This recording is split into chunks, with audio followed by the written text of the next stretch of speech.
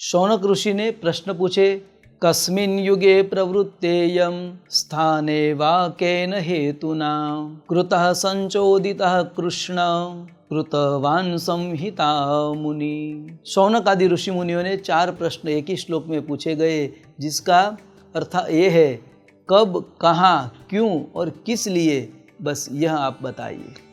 विस्तार से कहते हैं कि ये श्रीमद् भागवत रूपी जो ज्ञान यज्ञ कहते हैं आप, कि जो 7 दिन में मुक्ति देने वाली है, वह कब की गई, कौन से युग में कहा गया, उसका प्रारंभ कहाँ से हुआ, कैसे हुआ, ये हमें विस्तार पूर्वक बताइए। क्यों हुआ, ऐसी क्या घटना बनी कि जो ये भागवत जी का ग्रंथ का निर्माण करना पड़ा, ये हमें विस्तार पूर्वक बताइए।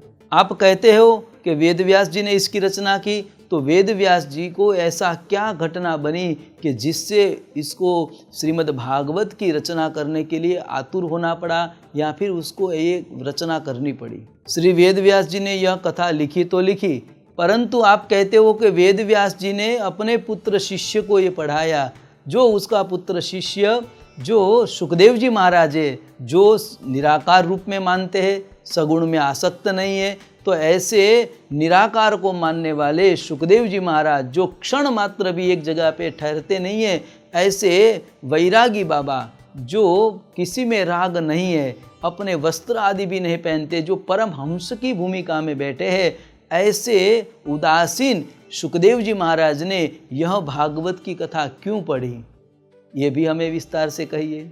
और आप कहते हो कि पढ़ी तो पढ़ी सुखदेव जी महाराज ने भी, पर ये सुखदेव जी महाराज किसी के ऊपर आसक्त नहीं होते हुए भी, वह सुखदेव जी महाराज जो गंगा के तट पर बैठा हुआ, परीक्षित महाराज जो अन्न जल का त्याग करके बैठा है, जो मृत्यु की प्रतीक्षा कर रहा है, जो चक्रवर्ती सम्राट राजा था, वह राजा सब कुछ छोड़कर ध्यान मग्न होकर एक अपेक्षा लेकर बैठा हुआ राजा, उसके पास सुखदेव जी स्वयं आते हैं, और आते तो है परंतु अपनी 7 दिन की जो पिता से सुनी हुई श्रीमद् भागवत रूपी कथा है, वह कथा का उस परीक्षित को कैसे सुपात्र मानकर उसे उसका दान किया और उसे मृत्यु के भय से बचाया, यह कथा कैसे हुई, ये भी हमें विस्तार पूर्वक बताए।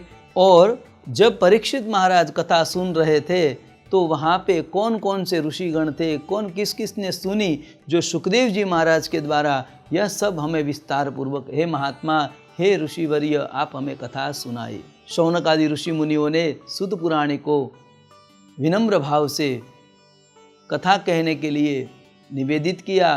तब सुत पुराणी अपनी कथा को आगे बढ़ाते हैं। सुत पुराणी ने शौनक आदि ऋषि मुनियों की प्रशंसा की और कहा कि आपने जो जो प्रश्न पूछे हैं, वह सभी प्रश्न इस कथा के विस्तार को करने के लिए बहुत उचित प्रश्न है, और यह कथा को जो आपने प्रश्न पूछा है, उसके प्रत्युत्तर में मैं आपको बताऊं।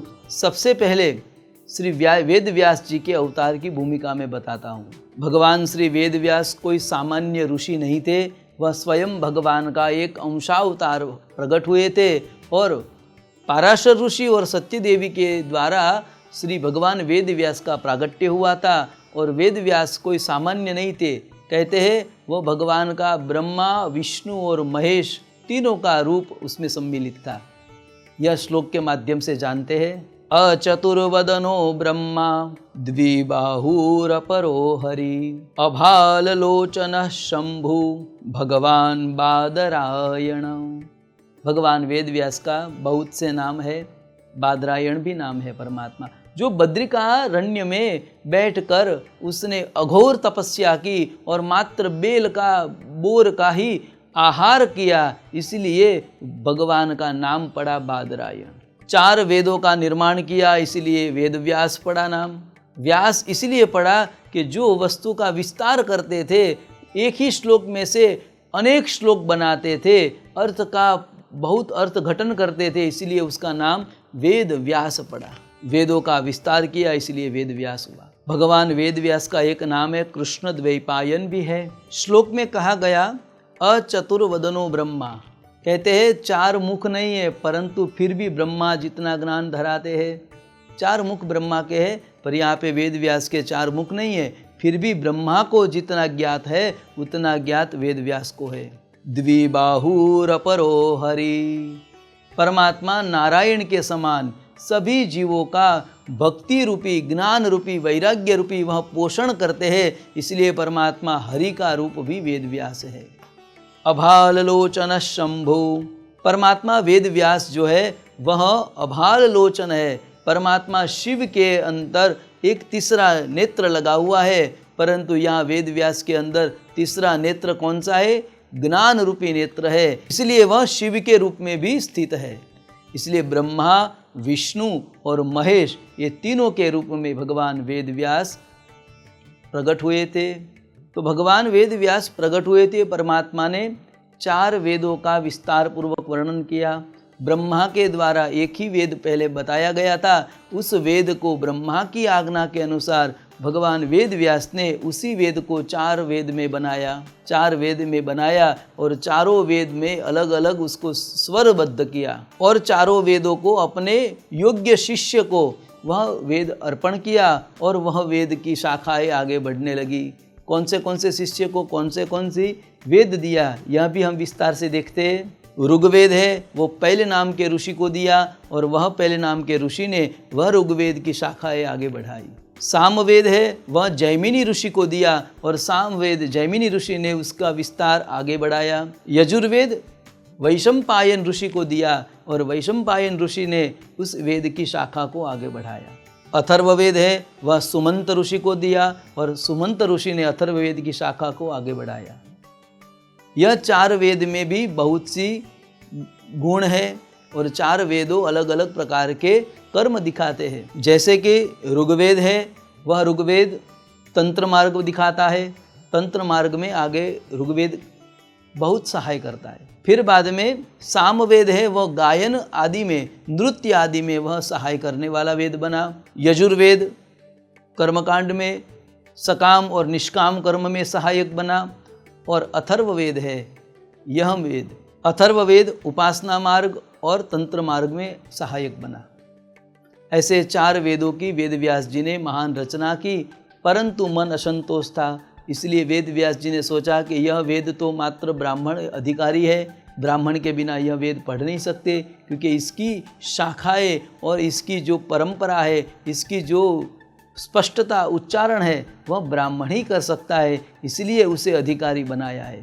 दूसरा कारण यह भी है कि वेद व्यास जी ने देखा कि ब्राह्मण जो है वह ब्रह्म को जानने वाला है और यह वेद वो ब्रह्म को दिखाने वाला है, इसलिए उसका अधिकार ब्राह्मण को होना चाहिए, इसलिए ब्राह्मण को दिया। पर व्यास जी ने अन्याय नहीं किया, सोचा कि जो क्षुद्र है और साथ में जो अन्य वर्ण लोग हैं और स्त्री जन है उस सब के लिए श्री वेद व्यास जी ने 18 पुराण बनाए, 18 पुराण की महारचना की और सभी पुराणों में वेदों की ही बातें बताई गई है, वेदों की बातें बताई। और फिर भी व्यास जी ने सोचा कि 18 महापुराण यदि व्यक्ति को समझ में न आए तो उसके लिए षड्शास्त्र उपनिषद आदि बनाए, और फिर बाद में फिर भी संतोष न हुआ तो वेद व्यास जी ने एक लौकिक कथा के अनुसार एक महाकाव्य की रचना की जिसका नाम है श्री महाभारत। वेद व्यास जी ने पंचम वेद रूपी महाभारत का निर्माण किया, जो स्त्री और दीन जनों को सहाय करने वाला ग्रंथ था। महाभारत दीन और स्त्री जनों को सहाय करने वाला था, इसलिए महाभारत में ऐसी ऐसी बहुत कथाएं बताई है जो घर घर में उपयोगी बनी है। क्योंकि महाभारत ग्रंथ बहुत से लोग उससे दूर रहते हैं, कहते हैं महाभारत पढ़ेंगे तो घर में महाभारत होगी, इसलिए पढ़ना नहीं है, उसे सिर्फ पूजा ही करनी है। नहीं, यहाँ पे वेद व्यास जी ने पढ़ने के लिए ही बनाया है। हर घर में दीन जनों और स्त्रियों के उद्धार के लिए महाभारत की वेद व्यास जी ने रचना की है। क्योंकि महाभारत का एक एक चरित्र जो है वह कहीं ना कहीं हमारे घर में भी यह चरित्र हमें देखने को मिलता है। क्योंकि यहाँ पे वही तो दर्शन है कि भाई भाई कैसे रहे, पति पत्नी कैसे रहे, एक योद्धा दूसरे योद्धा के साथ कैसे युद्ध करे, सब नीति धर्म गुण ये सब बताता है वह महाभारत। ऐसा महान काव्य वेद व्यास जी ने बनाया। महाभारत वेद व्यास जी का अंतिम महाकाव्य था। वेद व्यास जी ने जब महाभारत परिपूर्ण किया तब वेद व्यास जी के मन में इतना उद्वेग भरा हुआ था। अपने शाम्यप्रास आश्रम में बैठे हुए थे और महाभारत का जो ग्रंथ समापन किया और वहाँ पे कलम छोड़कर वेद व्यास जी चिंतातुर ऐसे हाथ रखकर बैठ गए और खिन्न हृदय हो गए, क्योंकि महाभारत का करुण दृश्य ऐसा है। अंत में जब भगवान स्वधाम चले जाते हैं, नीरस ग्रंथ हो गया। और फिर बाद में यहाँ देखा तो एक ही बात बताई है इसमें कि युद्ध और धर्म कर्म की बात बताई है, और उससे वेद व्यास जी प्रसन्न नहीं थे। और प्रसन्न नहीं होने के कारण खिन्न मन होकर, खिन्न हृदय होकर वेद व्यास जी वहाँ बैठे हैं